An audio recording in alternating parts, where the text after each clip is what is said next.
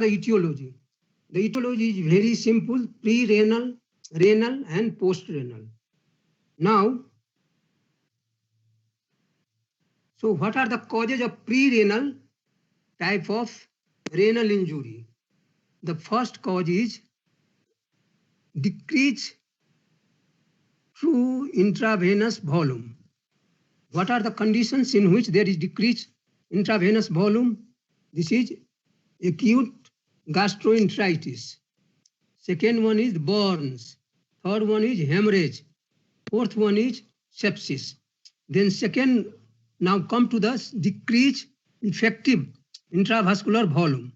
This is also burns, nephrotic syndrome, massive ascites, anaphylaxis, cardiac failure, then shock, and then medication. Some of the medications are also causes pre-renal type of renal injury, and this is called non-steroidal anti-inflammatory drugs. Now let us come to the renal. What are the renal causes? First one is the obstruction to the renal artery or vein. This is called renal vein thrombosis or renal arterial thrombosis. The second one is involvement of the renal microvasculature. So you might have heard about HUS, henoch-Escalin purpura. Second one is HSP. HUS means hemolytic uremic syndrome, and HSP means henoch-Escalin purpura. The others are polyarteritis, collagen disease, vascular diseases. Then glomerular causes means post-streptococcal glomerulonephritis, and others are the eccentric type of glomerulonephritis. Then you come to the tubular causes. This is called prolongation of the pre-renal insult, intravascular hemolysis, and sepsis, then rhabdomyolysis. So these are the causes of renal causes of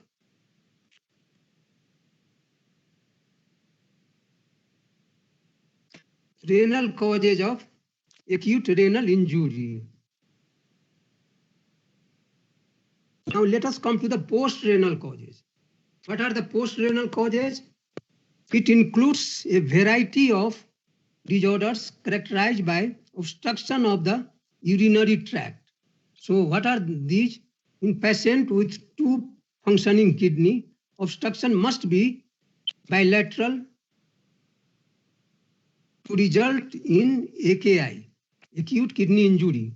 Relief of obstruction usually results in recovery of the renal functions, except in patient with associated renal dysplasia or prolonged urinary tract infections. Now let us come to the causes of post-renal AKI. So what are the post-renal causes of post-renal AKI? The posterior urethral valve. You might have heard about the posterior urethral valve. It is a congenital one. Then uretropelvic junction obstruction. There may be obstruction in between the uretropelvic junctions. Then uretrovesicular junction obstruction. The others are uterocele tumors, means, and then urolithiasis, if there is a stone, and then hemorrhagic cystitis. You might have heard about hemorrhagic cystitis. These all causes, post-renal causes of AKI. Now come to the, how can you clinically evaluate? The clinical features range from asymptomatic with mild to moderate elevation in the creatinine to anuric renal failure, decrease or no urine outcome. So these are the consequences: fluid overload, then hypertension, uremia, and dyselectrolytemia. So these are the clinical features of acute renal failure. These are all 5 or 6. Then let us come to the history. So in approach, you have to take thorough history and thorough clinical examination. In history, you have to history of blood loss, diarrhea, or vomiting. This causes pre-renal AKI. Oh, yes, then you have to the past history of pharyngitis with gross hematuria, edema, hypertension. Means it occurs in case of post-streptococcal glomerulonephritis, dysentery, petechial rashes on the skin and also on the mucosa, pallor. This is called HUS, hemolytic uremic syndrome. Then the other one is sudden passage of dark red urine, pallor, and jaundice with degree of drug exposure, acute intravascular hemolysis, glucose 6-phosphate dehydrogenase deficiency. The others are rash with arthritis. This occurs in case of systemic lupus erythematosus and HSP, henoxacolon purpura.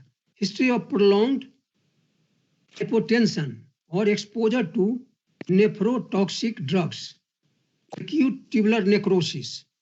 Then the others is history of poor urinary stream with palpable urinary bladder or kidney. If there is obstructive uropathy, you will get like that history. Now let us come to the what are the examination. After taking the full history, then you have to do thorough examination, physical examination. So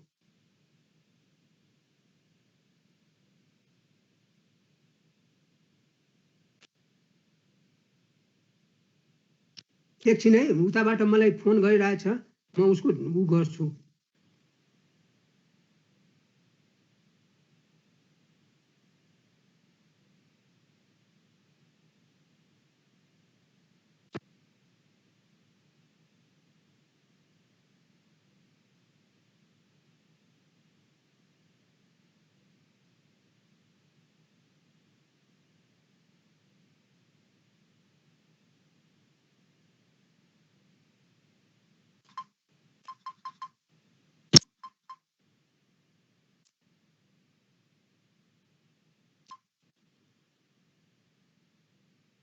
ए महेश के गरेको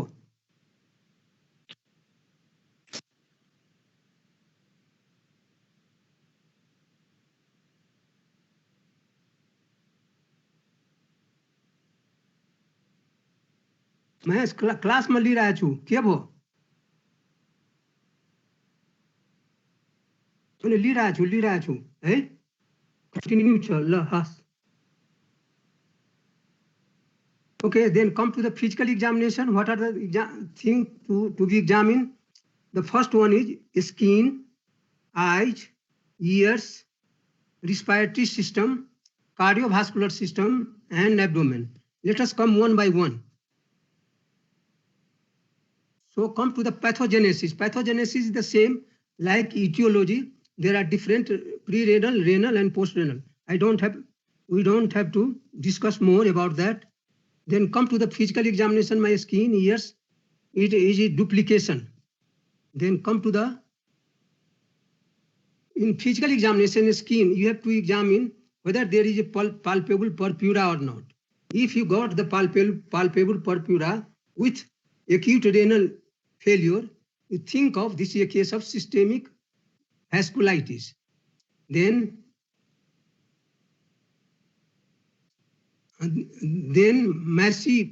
macropapillary rash, allergic interstitial nephritis. Then you have to examine the eyes, and if you got uveitis and uveitis, then you think of interstitial nephritis and necrotizing vasculitis. You examine the ear. If you found that the patient is not hearing well, then it is found in case of Alport disease and aminoglycosides toxicity. So these are the things that you have to examine. Then come to the physical examination. You must examine the abdomen. in abdomen, you have to find it out the renal angles, tenderness. If you got renal angle tenderness, it means that there is a nephrolithiasis, renal artery or vein thrombosis. Then if there is a distended bladder, then there might be urinary obstruction. Then history of chronic liver disease with ascites, with pre-renal AKI, hepatorenal syndrome. What happens if there is a renal failure or if there is a liver failure? There is a term being called hepatorenal syndrome where the patient could not pass urine, means patient becomes anuric. So this is called hepatorenal syndrome. Now let us come to there is one criteria, and this criteria shows us how severe the acute renal injury is or acute renal failure is. This means Raphael criteria. So Raphael criteria, pediatric modified Raphael criteria. R means risk, I means injury, F means failure, and L means loss. So you might have seen there is decrease the glomerular filtration rate if it is decreased by 25%, 50%, 75%, or if there is a persistent failure, you will find there is a glomerular filtration rate is very low. In the same way, urinary output, it depends upon whether it is mild type, moderate type, severe type, very severe type. So if you get less than 0.5 ml per kg per hour for 8 hours, so this can be a mild type. And in this way, if you go less than 0.3 ml per kg per hour for 24 hours, it is severe types of acute renal injury. Now let us come to the other staging of AKI. This is called stage 1 and 2, 3. So this is also nothing, urinary output and serum creatinine. The comparison between serum creatinine, and there was in the previous Raphael criteria, this shows the comparison between glomerular filtration rate as well as the urinary output. But here this shows the level of serum creatinine and urinary output. So it is just different. There are different types of staging. Okay, so you don't have to go in detail over here because these are the things used very, very important for postgraduate students or undergraduate. You just remember that these are the criteria that we can use in case of AKI. And on that basis, we can tell what type of acute kidney injury it is. Now let us come to the lab investigations. So what are the investigations that we have to do in acute renal injury? The urine examination, routine urine examination. Why you will do the routine urine examination? What are the disease in which if there is a renal injury, you can find that this is due to that. In urine examination, if you do the physical examination, I have already told in the previous class in hematuria, if you got there is a red urine, or this might be gross hematuria or microscopic hematuria. So you look for RBC. Then you look for albumin. I have already told in case of hematuria as well as in nephrotic syndrome. You must examine whether there is a albumin is 1+, 2+, 3+, 4+. Okay. Then you come to the pus cells, whether there is a pus cells or not. If there is a pus cells, it means the patient have some infections and it has caused acute kidney injury. Then you look for the pus cells, and then you look for the other things in the urine, like whether there is any cast, hyaline cast, RBC cast, granular cast. Hyaline cast shows it is a renal failure due to nephrotic syndrome. If there is a granular cast or RBC cast, it is due to nephritis and other diseases. Then you do the CBC. CBC means complete blood count.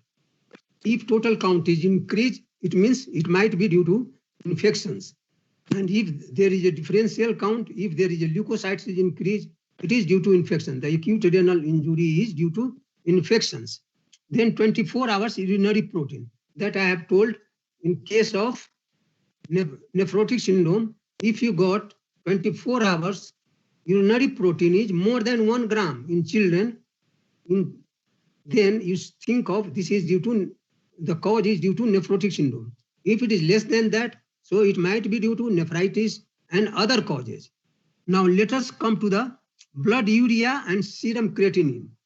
In case of acute renal injury, you will get everything is raised. Blood urea is raised, and then their creatinine is also raised. Then come to the serum electrolytes. In case of nephritis, in case of renal failure, the serum electrolyte like potassium, there is a hyperkalemia, and sodium becomes less, means hyponatremia. So let us come to the ASO titer. Anti-streptolysin O titer. It shows that the patient have nephritis due to streptococcal infections, group A beta hemolytic streptococcal infection. Then you do the investigation like C3. This is called complement. Why? There is hypocomplementemia, and even in case of SLE, you will get hypocomplementemia, membranoproliferative type of nephrotic syndrome, you will get hypocomplementemia. So if you get hypocomplementemia, you think the renal failure is due to either due to nephritis or due to SLE or due to membranoproliferative type of nephrotic syndrome. Then you must do also the serum phosphate, serum uric acid, and then ultrasonogram and ABG, arterial blood gas analysis. In ultrasonogram, you can find it out whether there is obstruction in the renal passage or the urethral passage due to either due to stones or due to other congenital anomalies. You can find it out. Then you do the ABG, arterial blood gas analysis. Sometimes what happens, the patient with renal failure goes into acidosis, and that's why you have to do the arterial blood gas analysis, because it has more important for the management of the child. Now let us come to the, so in imagine you have to do the ultrasound, X-ray abdomen, and renal scintigraphy. This is called, this is dye. You have to introduce the dye and find it out whether the renal is injured or not. How many percentage of kidney is normal and how many percentage has diseased. Then you must do the renal biopsy also to find it out which type of renal disease has caused this type of acute renal injury. Now let us come to the renal biopsy. What are the indications for renal biopsy? There are the patient in whom the etiology is not known. If you don't know the etiology of the acute renal injury, you must do the renal biopsy so that you can find it out what is the cause of acute renal failure. Then unremitting AKI lasting longer than 2 to 3 weeks. If the AKI will persist for more than 2 to 3 weeks, so you have to, in this case, you have to do the renal biopsy. Then suspected drug-induced AKI in a patient receiving therapy with a potentially nephrotoxic drugs. So you have to do the renal biopsy if the patient is taking nephrotoxic drugs. Like, what are the nephrotoxic drugs? You might be knowing streptomycin, other aminoglycosides, all are nephrotoxic. Even non-steroidal anti-inflammatory drugs are nephrotoxic. So you must do the renal biopsy. Now let us come to the lab finding.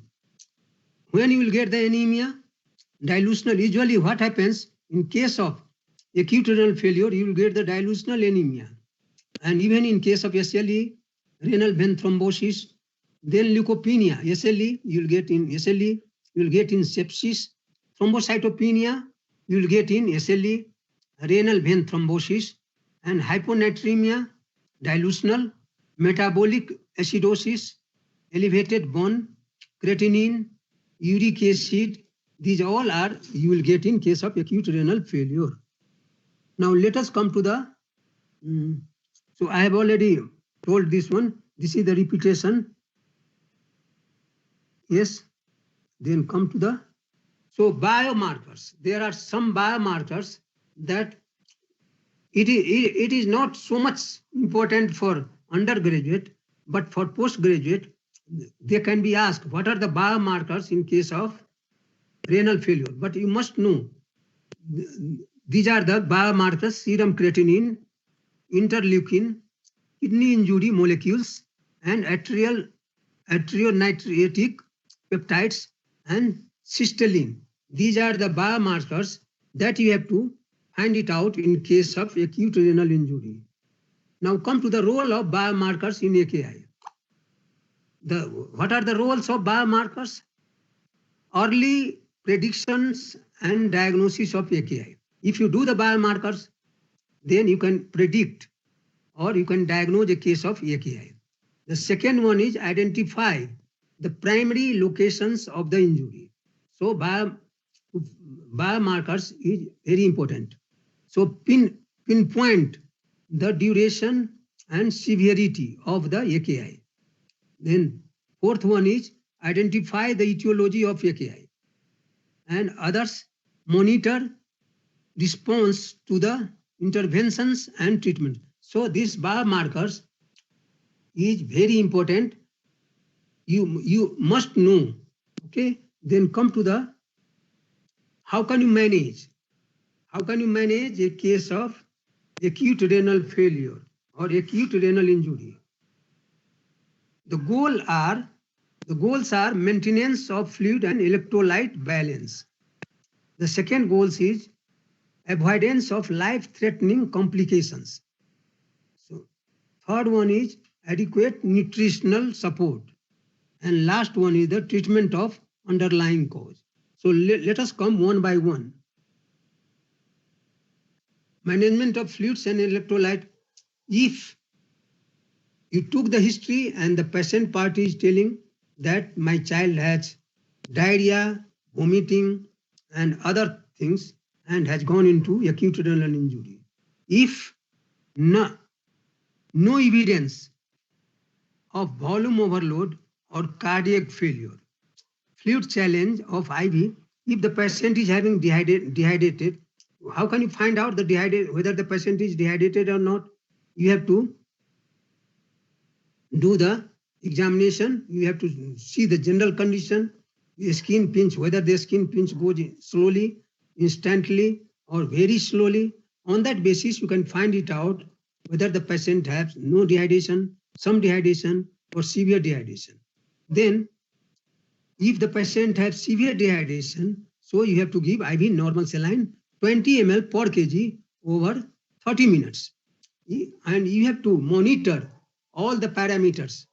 Means you have to see the pulse, you have to see whether the patient unconsciousness has diminished or not, what is the blood pressure. And then if the patient is still not stable, then again you have to repeat the normal saline 20 ml till the patient becomes normal. No passage of urine within 22 to 4 hours. Even if the patient is having AKI, but there is no passage of urine for 2 to 4 hours. think to the intrinsic or posterior postrenal area.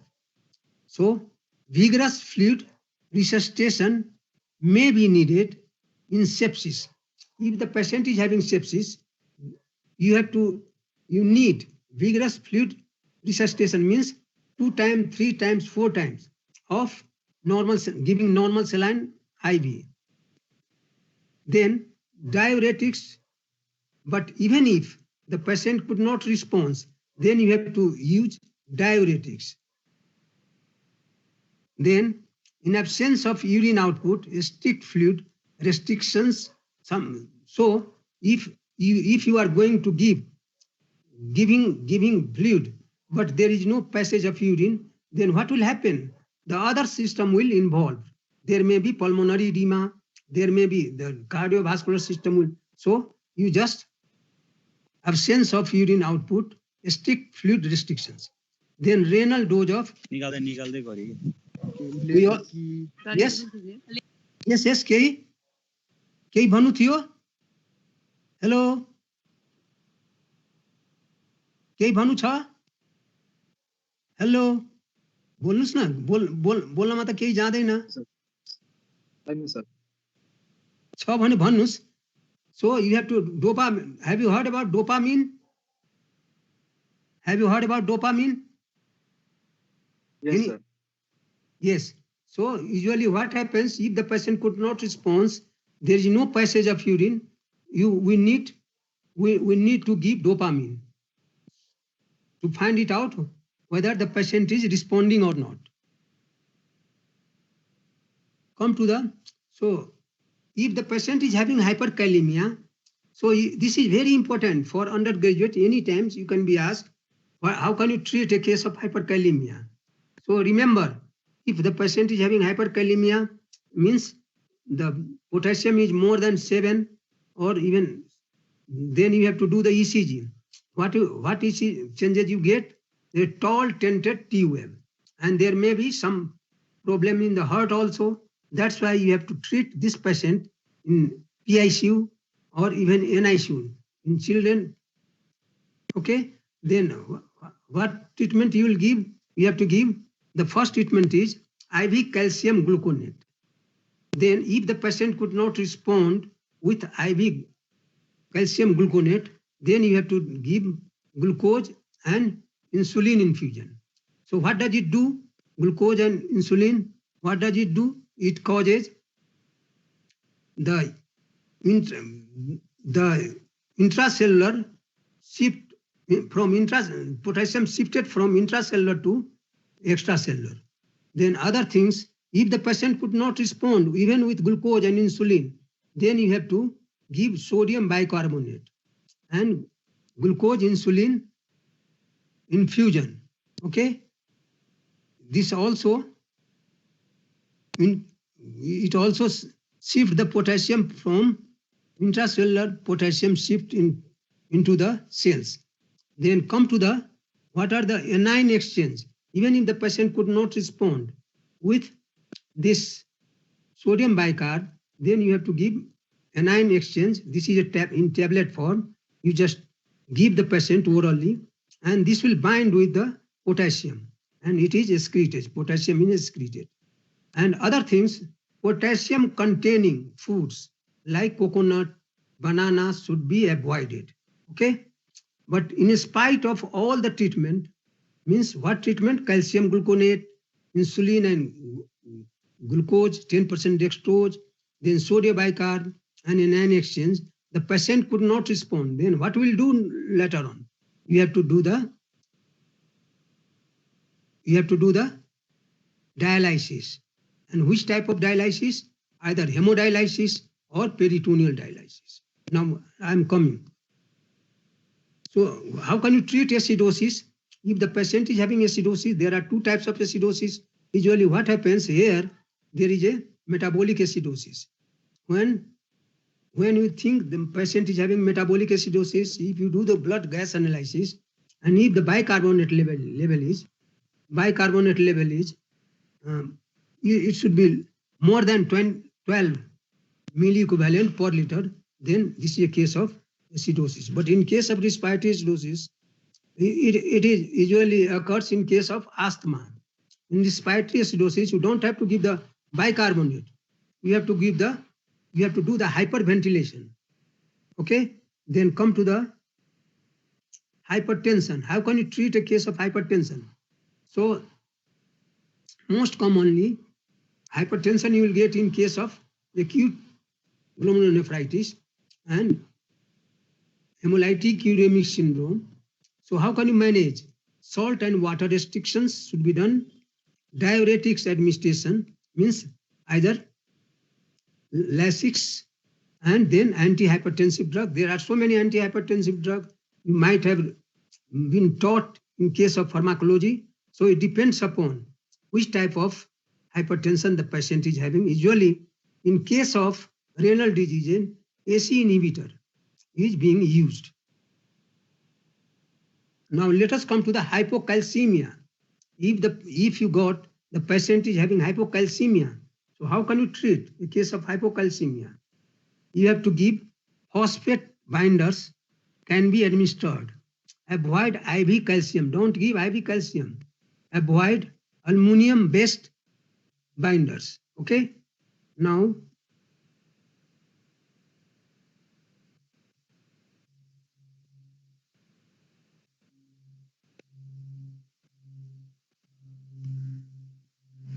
then come to the indications for dialysis in ARF. So when do you do the dialysis? In case of acute renal injury, severe fluid overload or unresponsive to management. If the patient is in failure and severe fluid overload means there is a more pulmonary edema and other fluid overload, then you have to do the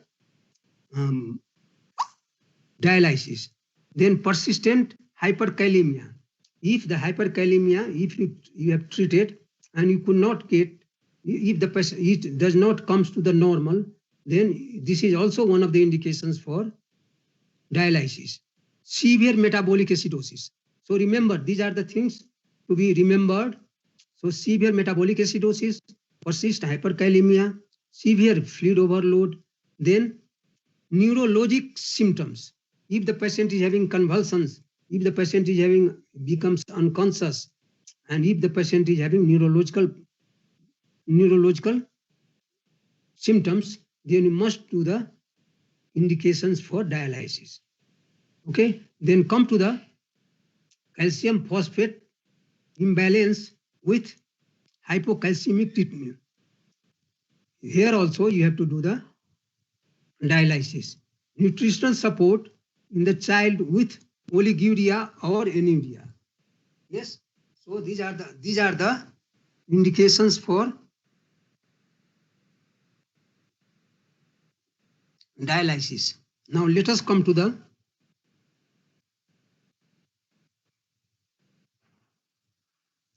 types of dialysis. What are the types of dialysis?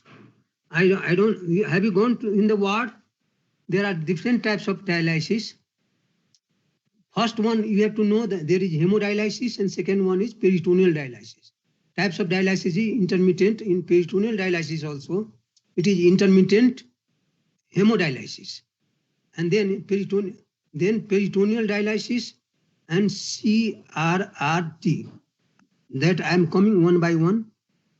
Come to the intermittent hemodialysis, preferred in patient with relatively stable hemodynamic state. Means blood pressure is normal and other hemodynamics state is normal, then you have to give the hemodialysis. You can see even in the Nepal Medical College in nephrology clinic, nephrology ward, the hemodialysis being given. Highly efficient.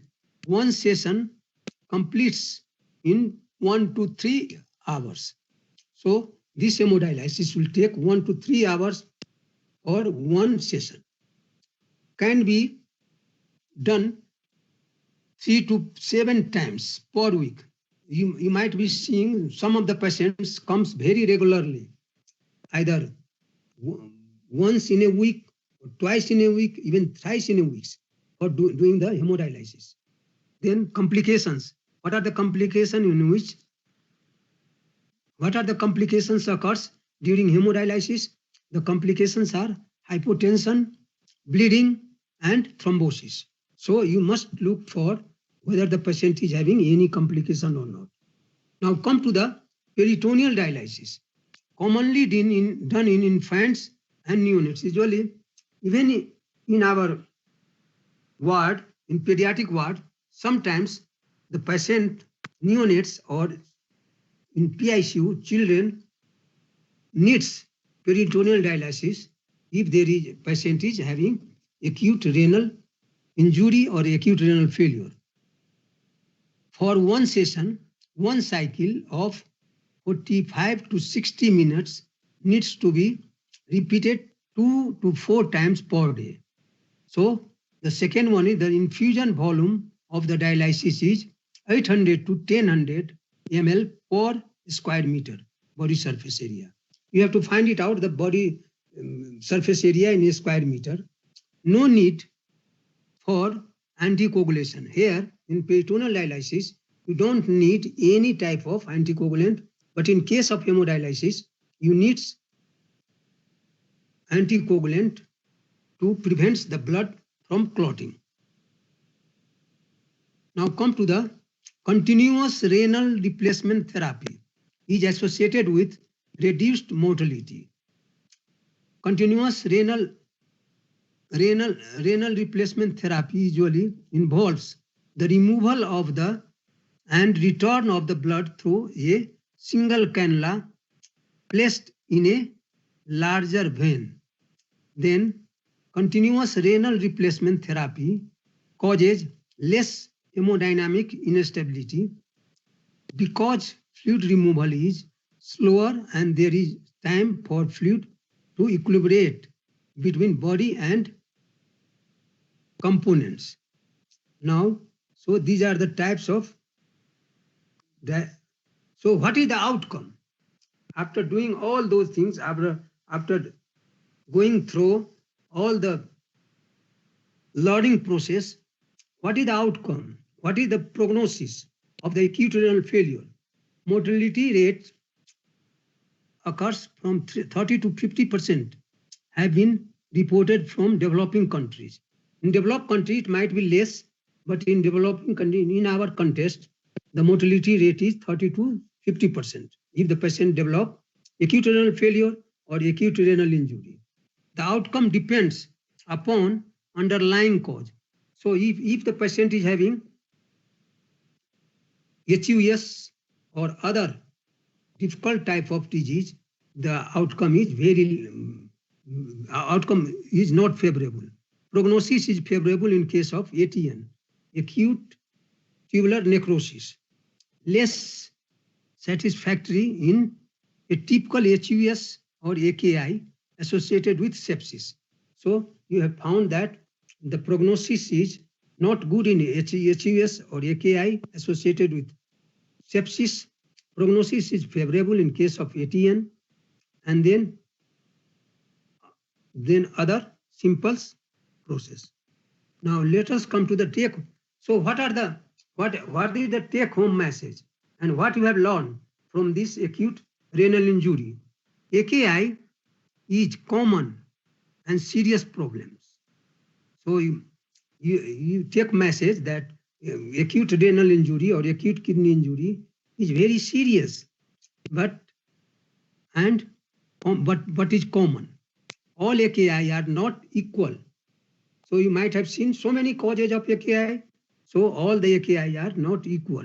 The diagnosis of AKI is often delayed. Usually what happens if the patient, if even in our home, if the child suffers from diarrhea, we just wait for sometimes. We give Jivanjal or whatever may be. And then when the patient could not be consulted in the hospital, then it becomes late and it is very difficult to save the patients. Earlier recognition and treatment of AKI sequelae may improve outcome. So you just remember all those take-home message, and then in the futures you have to you can find it out when and how efficient this treatment should be done.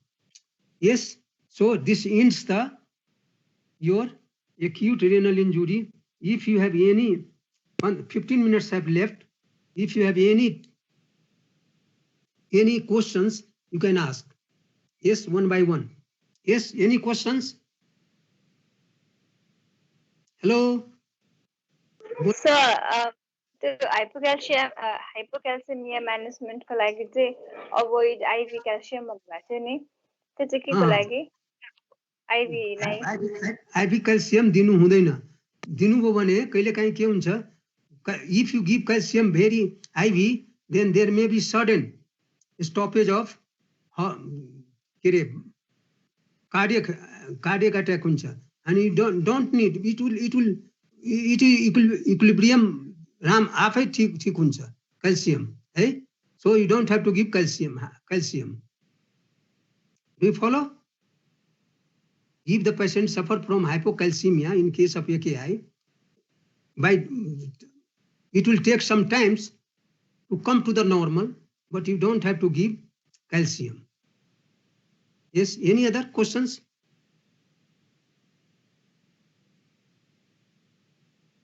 Yes. You must know about the hyperkalemia. This you can ask any time. Either in Viva or even in clinical also. Any questions? Yes. Hello, Dolma. Can you tell me what are the pre-renal causes of acute renal failure? Gaurav. Hello, Gaurav.